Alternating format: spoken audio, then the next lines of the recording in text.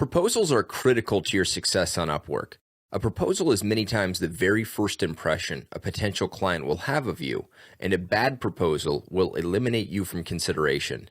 You really can't spend too much time on designing your proposals, and that is the subject of this next lesson.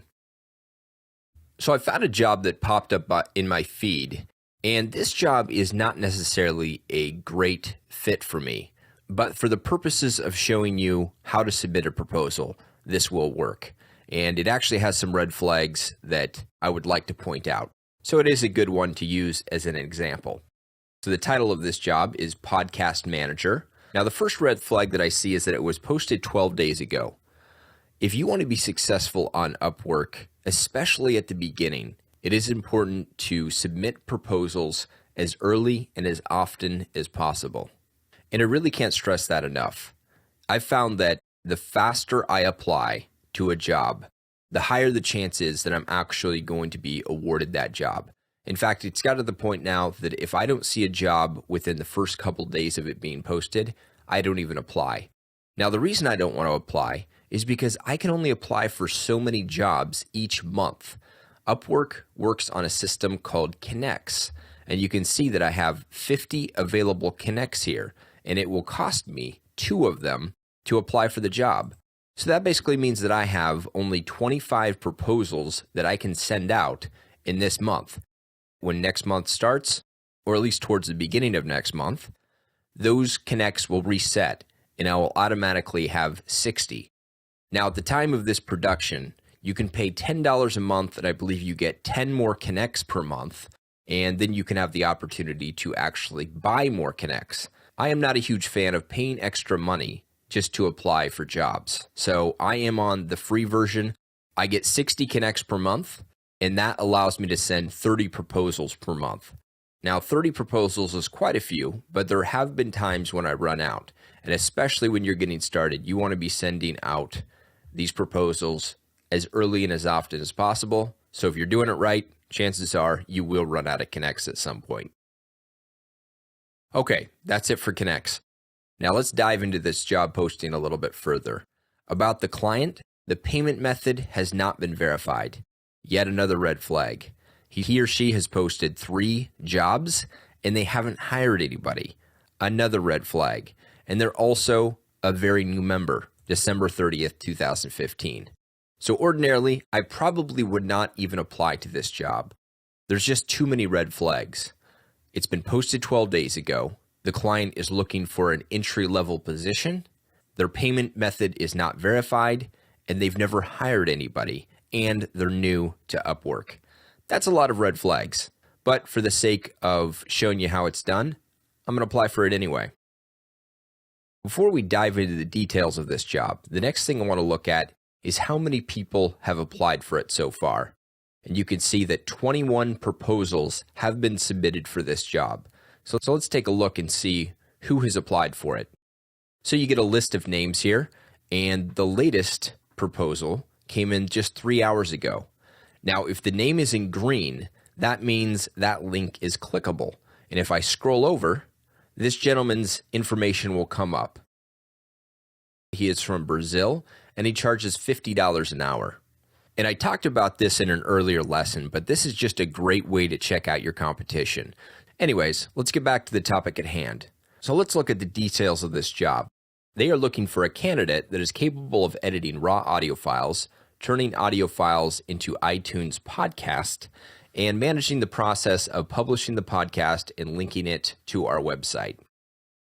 Now, the one good thing that I see is they are looking to pay $50 per published podcast. So at my current rate of between $25 to $27 an hour, I think that I can make good money on that. I don't think it's going to take me more than 2 hours per podcast, so I can easily make my hourly rate. So let's scroll up and we will click on Submit a Proposal. So we'll scroll down. And since this is a fixed rate job and not an hourly one, Upwork is going to ask me what I would like to bid. And then the next box will tell me how much I will earn after Upwork takes their share. So I'm going to write $50 for this one. And after Upwork takes their share, I'll get $45. The next thing Upwork wants to know is the estimated duration of this job. So let's go take a look at the job posting. And if we click on it, it'll automatically open up in a separate tab on our browser. So if we look at the details, it says we are looking for someone to help us continue to publish a podcast on a monthly or at least quarterly basis. Now, they've only funded one podcast because I'm only bidding on one podcast. So I could say less than 1 week, or I could say more than 6 months, since I'm planning on working with them on an ongoing basis. I don't know if there's a right answer here, or even if it matters, but I'll select more than 6 months. Now comes the critical part, the cover letter. Now, not every job posting asks for a cover letter. Some have specific questions they want you to answer, and they don't even ask for a cover letter. However, most jobs do ask for a cover letter. So now the question is, what is the formula for a great cover letter? Well, as you might have guessed, Upwork has some advice on this, and I've included a link to their advice in the references section of this lesson. But I'm going to talk about what's worked well for me. So I'm going to start with an intro sentence that includes my name, the work that I'm applying for, and my general willingness/excitement about doing the work. If you're ever a client on Upwork, you'll find that many freelancers copy and paste their proposals and don't even modify the first line to show they've actually read the job. Don't be one of these people. You will not get many jobs. Identifying the job shows that you at least took the time to scan the job description. So I'm simply going to write, "Hi, my name is Tim Hollowell, and I'd love the opportunity to edit and produce your podcast on a monthly or quarterly basis." Because if we look back at the details, that is the very first thing that they said. They're looking for someone to help continue to publish a podcast on a monthly or at least quarterly basis. Next, I'm going to write a couple of sentences outlining my relevant experience and the skills that I have that will make me a great fit for this job. I'm also going to mention that I've done this and am doing this successfully for many other clients. So I'm going to write, I have over 2 years of experience with all parts of podcast workflow, including audio production/mixing, file hosting, iTunes and Stitcher setup, social media marketing, and everything else that comes along with successfully running a podcast. I have over 3 years of experience with all parts of audio post-production. I use Adobe Audition 2015 CC for my work, and I have completed many training courses on the platform and have completed over 1,000 hours of work in addition. I currently produce over a dozen podcasts for clients across the globe. So there's that part where we're talking about what I do for other clients so that they know that I can do it for them as well. Next, I'm going to talk a little bit more about myself to show that I'm an educated guy that knows how to communicate, and just talk myself up a little bit more. And I'll also include a couple promises to the client. So I'm going to write, I am college educated with a bachelor's degree in business from Washington State University, and English is my first language. I am also lucky enough to have a very flexible schedule, so I can get projects turned around very quickly without sacrificing quality. I pride myself on doing what I say when I say I'll do it, and I am never late on a project. Never. Next, if it's possible, I like to reference something that they wrote in the job posting. You mentioned that blah, blah, blah, and then talk about why I feel that need or that wish. So let's go back and take a look at the job details. And they wrote that the ideal candidate is capable of editing raw audio files, turning audio files into iTunes podcasts, and managing the process of publishing the podcast and linking to it on our website. So I'll go back to my proposal.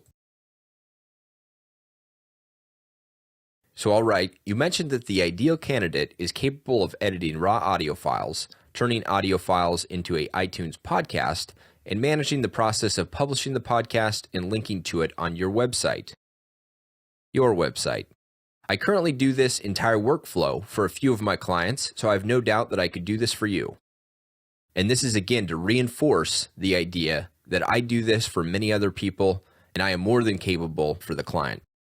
Next, I want to include a call to action and talk about how excited I am to start the project. Now, I like to use something called the assumptive close. This might not be right for everybody, but it's what I prefer. Also, if the project is a big one, or if it's going on for a while, the potential client will want to interview me on Skype, and I like to give them some availability to do that. So let's go back to my proposal.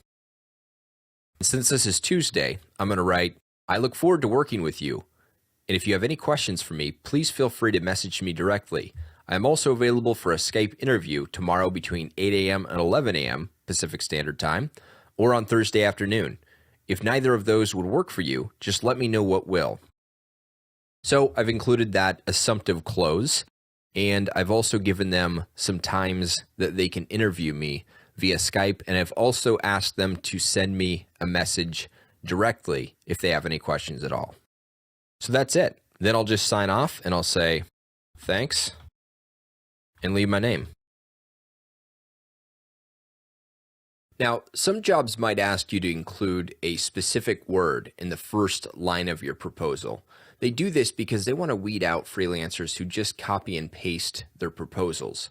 Now, you'll find that you can copy and paste much of one proposal to the next. I have about 5 different proposal templates that I use, but I always make sure to go through and add content that is relevant to that specific job.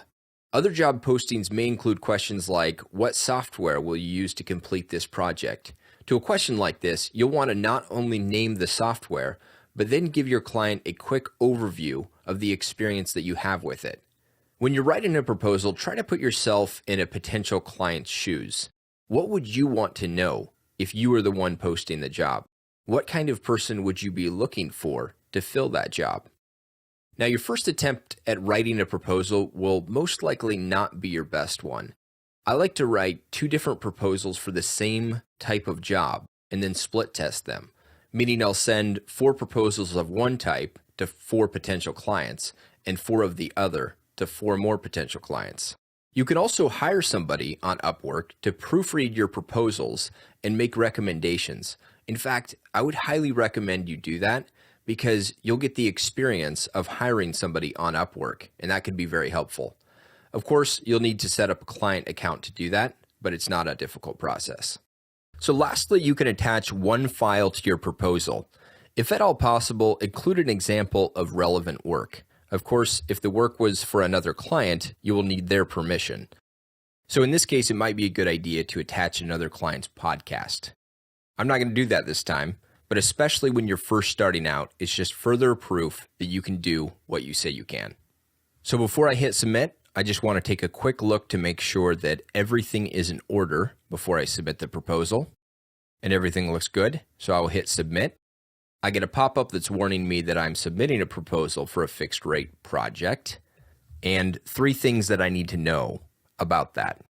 So after you read that, click Yes, I understand, continue to submit, and there we go. Now, another great way of finding jobs besides your job feed is this window that pops up after you apply to a job. It will say, consider applying to these jobs, and have a list of jobs that are similar to the one you just applied for. I cannot tell you how many times I have found jobs through this window that I completely missed on my job feed. So that's all I have for you on proposals. And the point is, you can have a fantastic profile, but if you don't send quality proposals, your client will never even click on your profile, meaning you'll never have the opportunity to land a job. But since you are going to spend some time coming up with a killer proposal template, and you are going to modify it for each client, you will generate interest, and you will get many requests for interviews. And interviews is the topic of the very next lesson.